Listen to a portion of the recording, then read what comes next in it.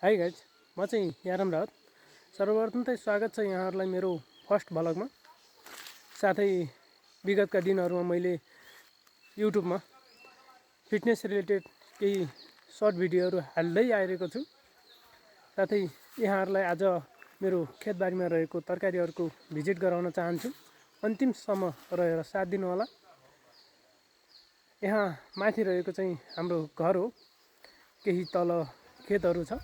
यहाँको तरकारीहरूको भिजिट गराउनेछु, अन्तिमसम्म रहनुहोला।